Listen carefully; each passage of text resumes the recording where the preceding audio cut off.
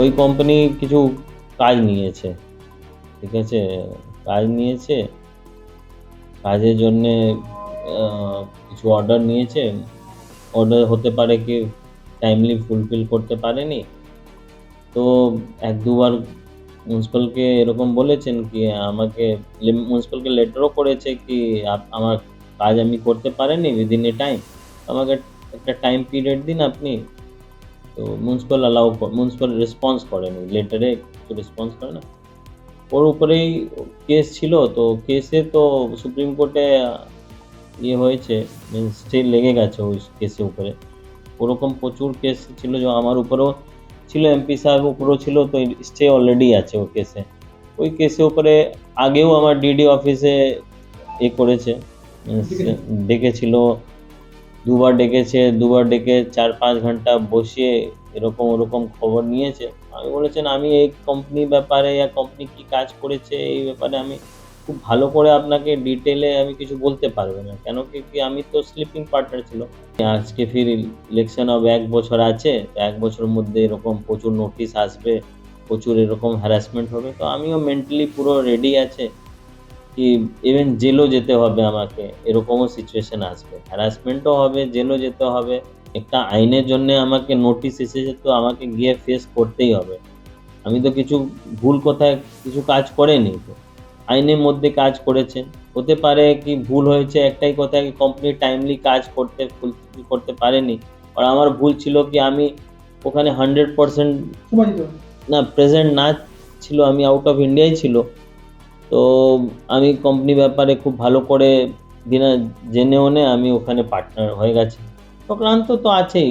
আমার এত বড় বড় নেতার উপরে দেখবে কেস হয়, নোটিশ যায়, কেস হয়, কোর্টে গিয়ে বেলও পাওয়া যায়। তো এরকম তো হয়।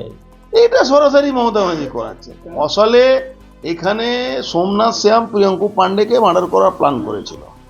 সোমনাথ শ্যাম পার্থ ভৌমিক আমাকে খুন করার পরে যেন এখানে একটা চাংড়া আছে অমিত সিং, তাকে দিয়ে আমার বাড়িতে অ্যাটাক করেছিল। এই সব মামলাগুলো হাইকোর্টে চলছে। হাইকোর্টে চলার জন্য আমাদের উপরে প্রেসার দেওয়ার জন্য, যাতে হাইকোর্টে কোনো ডিসিশন না হয়, আমরা কেস থেকে ব্যাক করে যাই, তার জন্য এইসব হচ্ছে। আমি মনে করি এসব মূর্খ আছে এরা। আমরা মমতা ব্যানার্জির বিরুদ্ধে লড়াই করার জন্য সারা পশ্চিমবাংলা সনাতনীদের পাশে দাঁড়িয়েছি, সনাতনীদেরকে নিয়ে লড়াই করছি, আগামী দিনও লড়াই করব। আমরা এইসব ডোন্ট কেয়ার, আমরা এসব নিয়ে মনেও করি না। এর আগেও তো সিআইডি নোটিশ করেছে, ডিডি নোটিশ করেছে। বলছি সিআইডি নোটিশ করলেই কি আমাকে যেতে হবে না? আইনও আছে, যখন তখন সিআইডি নোটিশ করে দেবে আমি চলে যাব। এর একটা নিয়ম আছে, এর একটা আইন আছে, এই আইনটা মেনে করতে হয়। হ্যাঁ, রক্ষা কবচ নিয়েছিল, সে তো রক্ষা কবচ দিয়েছে হাইকোর্টে গেলে। এই যে মামলা, এই মামলা হাইকোর্টে রক্ষা কবচ আছে। এই মামলাতে বা পবন সিংকে যে মামলা করেছে ২০ সালে মামলা, মাঝখানে কোনো পবন সিংকে ডাকাডাকি নেই, সেই কেসে সুপ্রিম কোর্টে রক্ষা কবচ আছে। কিন্তু এরা মূর্খ আছে, এরা বুঝতে পারছে না কালকে সরকার ২৬-এ সরকার থাকবে না মমতা ব্যানার্জি। কালকে ১২টার সময় ডেকেছে ওই ব্যারেকপুর ডিডিতে, খুব সম্ভাবনা আছে আমি যেতে পারি। আমি সবসময় প্রিকশন নিয়েই থাকি, কিন্তু যখন মৃত্যু থাকবে কারো কেউ বাঁচাতে পারে না। কিন্তু মানুষ হিসাবে আমার যা করণীয় আমি করেই যাব। দ্বিতীয়, যারা এই ধরনের ঘটনাগুলো করছে, এখন একটা নতুন ভাইরাস বেরোচ্ছে, এই ভাইরাসের মধ্যে এই যে সব অ্যালার্ট জারি হচ্ছে বাংলায়, তো এরা এইসব ডাকতে পারে কি না পারে, এটাও একটা আইনের ব্যাপার আছে, জানতে হবে। যদি দেখুন, যদি কোনো ইস্যু না থাকে এত ইজি একটা কেস দাঁড়াবে, কেস দাঁড় করাতে তার মেটেরিয়াল লাগে।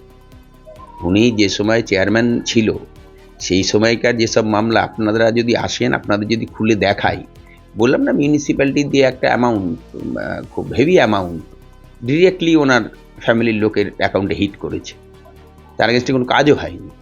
তো এগুলো আছে, তো এগুলো উনি অস্বীকার করলে তো হবে না। এই চরমভাবে দুর্নীতি ছিল। যেমন কোঅপারেটিভের মামলা আছে, ফেক এই ওয়ার্ক অর্ডার বার করে কোঅপারেটিভ দিয়ে টাকা বেরিয়েছে, এগুলো তো হয়েছে, এগুলো তো অস্বীকার করার জায়গা নেই। ই টেন্ডার উনি একটা রাজ্যের উনি তখন প্রতিনিধিত্ব করেনি, উনি একটা চেয়ারম্যানের প্রতিনিধিত্ব করেছে, উনি চেয়ারম্যান ছিলেন একটা মিউনিসিপ্যালিটি, উনি রাজ্যের মুখ্যমন্ত্রী ছিলেন না। ই টেন্ডার যখন হয়েছে সারা রাজ্যব্যাপী ই টেন্ডার হয়েছে, আমাদের সরকার সব পৌরসভাতে এই টেন্ডারগুলো ই টেন্ডারে কনভার্ট করেছিল ম্যানুয়াল থেকে।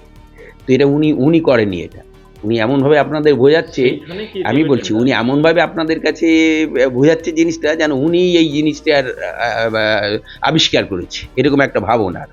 কিন্তু বাস্তব অবস্থায় ই টেন্ডার কেন, যে টেন্ডারই হোক, দেখুন টেন্ডার এক জিনিস, কিন্তু পৌরসভা যেটা বলছে যে একটা হেভি অ্যামাউন্ট পৌরসভা থেকে গিয়ে ওনার রিলেটিভের অ্যাকাউন্টে হিট করেছে, যে আপনার অ্যাকাউন্ট হিট করেছে তার প্রমাণ তো আছে, যে টাকাটা মিউনিসিপ্যালিটি দিয়ে ওনার এক রিলেটিভের অ্যাকাউন্টে গিয়ে হিট করেছে, কাজই হয়নি।